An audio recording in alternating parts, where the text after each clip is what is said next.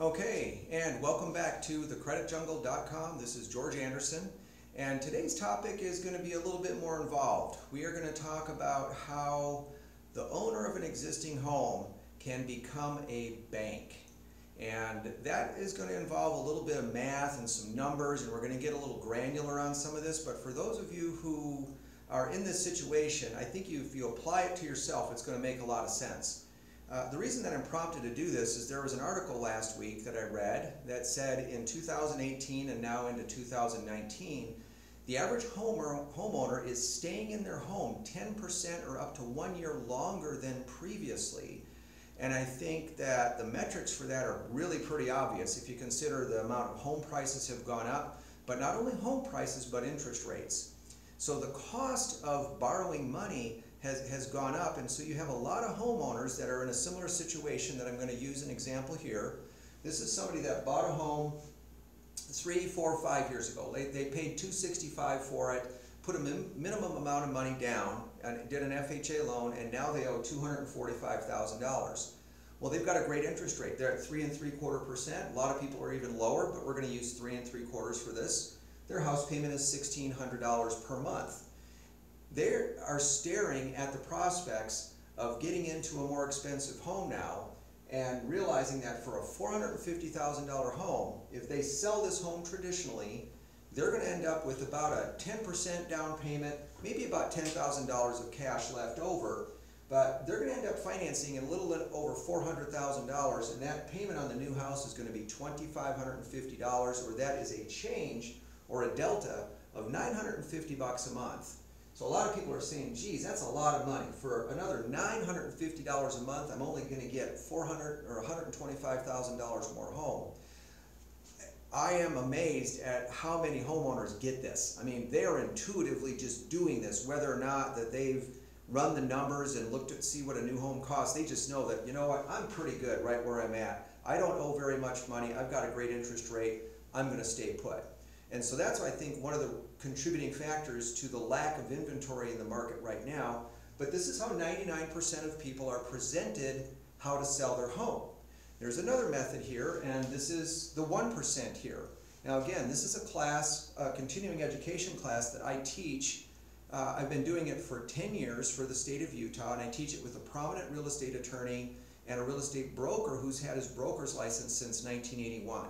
Between the three of us, we've literally done thousands of these transactions. They're legal, they're ethical, and they're successful, which is the most important thing, is that they work. But let's just look at the numbers here for just a minute. And we have a home here. This is the same home. We're going to sell it for a premium just because supply and demand, there's not that many seller finance homes out there.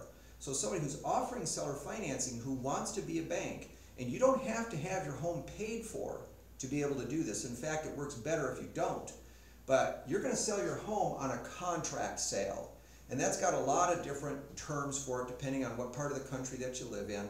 But in the underwriting guidelines, it's often referred to as a land contract or a contract for deed, but it's an installment sale. So as a seller, you're keeping the title to your home, much like the bank would keep the title to the car, but you own the car. And as long as you make the payments and you maintain it and you take care of it, you can sell that car for more than what you owe on it, and you get to keep the money. The same thing is true in this type of transaction.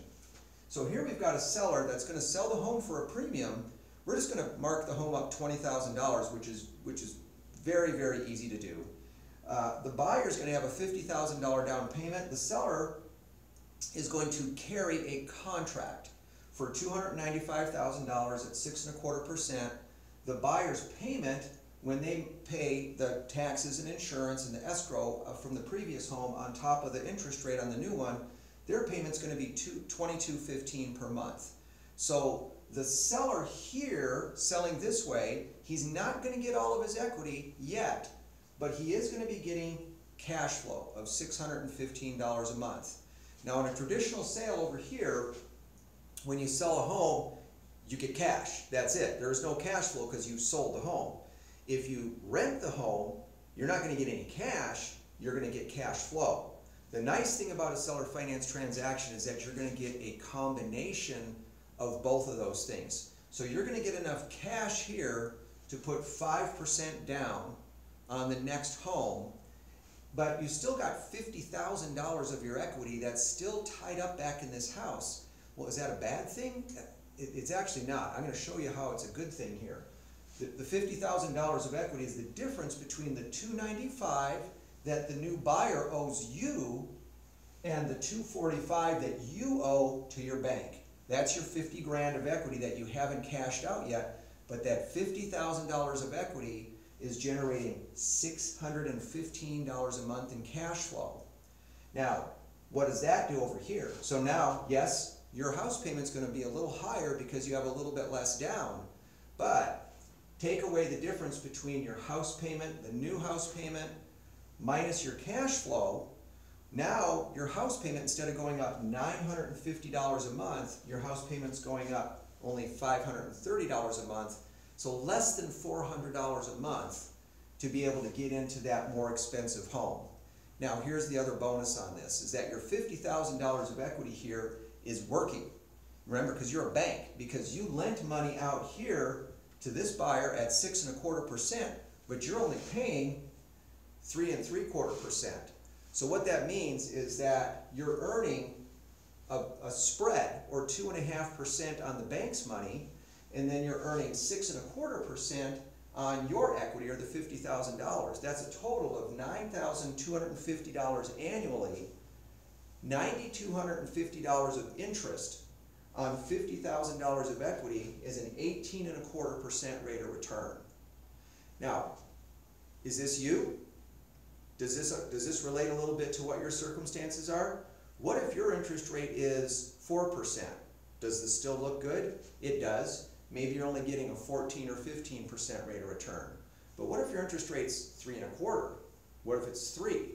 Well, then the numbers just look better on this. And if this was your primary residence for 2 years, okay, and you sold that, it's exempt from capital gains. And in the IRS guidelines, whether you realize all the cash from that immediately or if it comes over time, it doesn't matter. So if it's 5 years or 10 years later, when this buyer cashes out your contract and you get your $50,000, it's still going to be tax-free. You got an extra $20,000. You got the cash flow. You're going to pay taxes on the interest income that you're getting here, but that's going to take away the sting of that higher house payment significantly. So this is a great option for somebody who's thinking about selling their home, but the math doesn't work. Well, this is a new way to look at the math.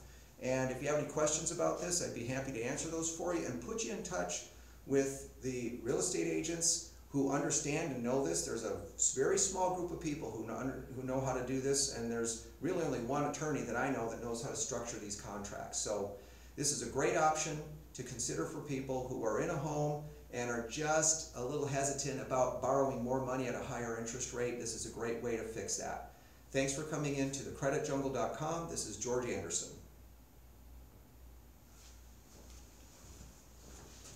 Okay. The credit